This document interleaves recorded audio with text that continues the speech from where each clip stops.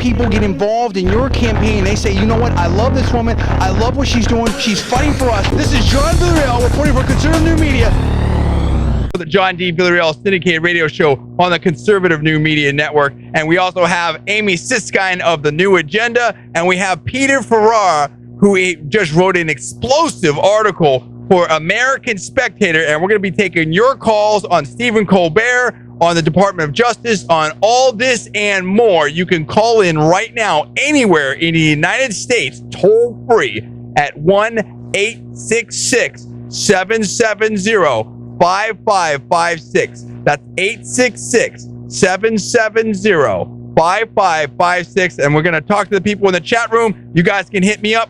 But without further ado, we got Amy Siskind. Now, Amy just wrote an explosive article, an interview rather. She had an interview with the Daily Caller. And Amy, you are calling out Harry Reid for what you say are some of his sexist comments. Tell me about what's going on.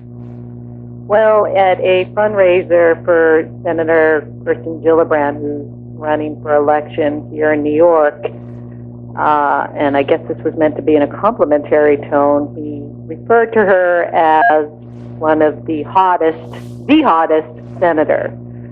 Wow. And he had a chance to clarify his comments. The political reporter who broke the story called somebody in his office, and the retort was, well, she was one of the 50 most beautiful women in D.C. So, again, he could have jogged back his comments. He could have said, well, by hottest we meant, you know, the new thing, bright prospects for the White House, which is what my organization believes. But instead, he referred to her in a way that we would see something, you know, maybe 40, 50 years ago, just certainly not appropriate for somebody who's in a leadership position in our country. And what I told the reporters who had been contacting my organization is, you know, Harry Reid should get back on his dinosaur and go back to Nevada and stay there. I mean, there's no place for that in the leadership of our country. And if that's the kind of attitude he's espousing, you can imagine the tone of the Senate that he's leading. Well, let's get into that. Now, first, I want to tee this up and let everybody know, what is your organization all about? Give us a quick background on that.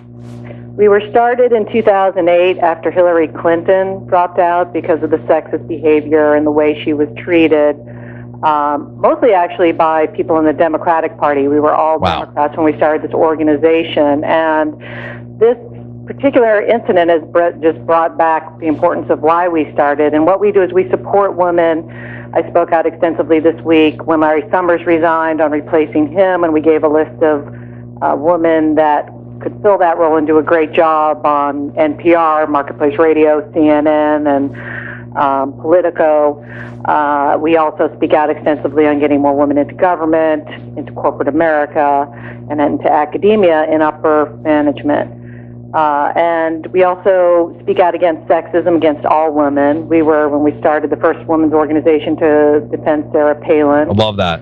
And we've actually, our first press release was about Harry Reid making a comment about Sarah Palin. This guy, Harry Reid. Ironically enough. Oh, yeah. I mean, he's out of control. Shrill. Now, they really go after Sarah Palin all the time. Now let me just, we're going to get into that for 1 second. I want to know about the challenge that you've laid down for Harry Reid, but I'm going to play just for a second here, devil's advocate. And like, we've got someone in the chat room here, Jeffrey, that says, if I was hot, I would expect everyone to say it. Now, just, you know, so what's up with all this political correctness and all that type of stuff? Like, what's wrong with, you know, people saying, hey, you know, you look good, or that person looks good? Is that in of itself sexist? I know you've got this new video out there of searching for sexism. Like, what is sexism, and what That's can a very good question. Yeah, because if you're viewed as hot, yeah, I mean, in some capacities, that would be viewed as a great thing. If you're out at a bar and you're trying to meet somebody potentially, if you're in a professional setting, in corporate America, in politics, it's not appropriate behavior from leadership. It creates an uneven playing field. And there was a USA Today article out this week called Study, Sexist Insults Hurt Female Politicians. And they've done a study and showed that when female politicians are subjected to sexist language like hottest, that their poll numbers actually dip. And unless they defend themselves and speak out against it, their poll numbers continue to dip, and they tend to lose races. Women, when they are defended and there is an apology or there is brought to light that this kind of behavior is not going to be allowed, their poll numbers don't change. So it's important, if we want to get women into political positions, that they be taken seriously. And when our country's in the shape that it's in, are we looking to elect someone who's hot or somebody who's competent? Kirsten Gillibrand is one of the most competent senators in our country. She was a securities lawyer, so when all this stuff blew up, she's got the background to actually go into some of these committees and do real good, having real street experience.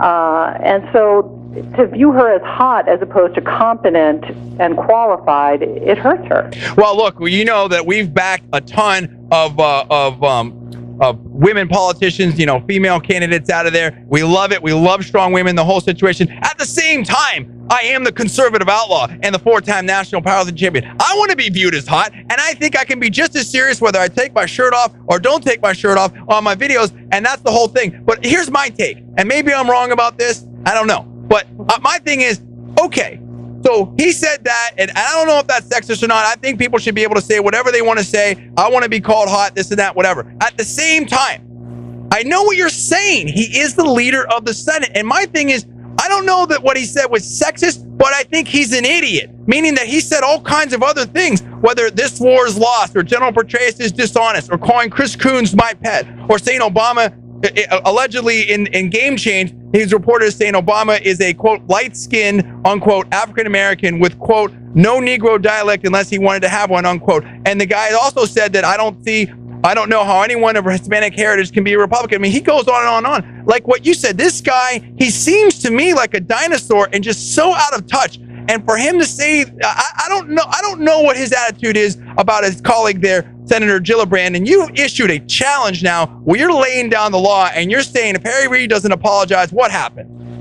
Then we're going to get other women's groups to join us in speaking out until he does, and really make it an issue for him. I want to step back for a second, John, and say there's a difference, the studies show, between women running and men running in the way they're judged. Yeah. And for a man to be judged as being hot or handsome, or as the Democrats actually were trying to do to Boehner by calling him tan, to put somebody on their looks, it sounds like in concept it's a nice thing, but the Democrats are very specifically going after his tan to try to demean him and take away, his qualifications and phrase him in some sort of, way that would diminish him as a person. Or Scott Brown. These acts are very purposeful, and again, as a leader, if he had said this initially and then given the chance to walk back his comments, which he had said, I didn't mean it in that concept, and I apologize if it were taken that way. That's a good point. That's a good point.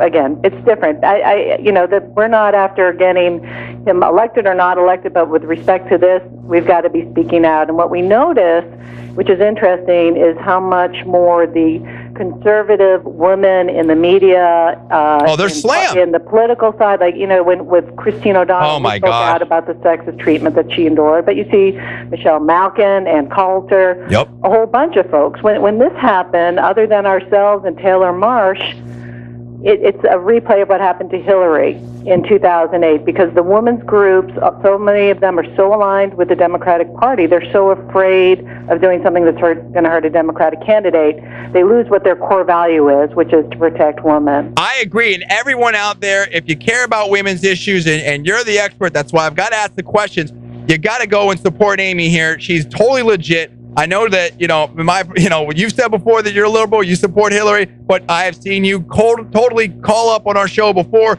and other, our videos and whatnot, and, really support women out there on the Republican side, whether it's Christine O'Donnell or Sarah Palin and all the rest. I mean, this thing with O'Donnell, that's literally a witch hunt.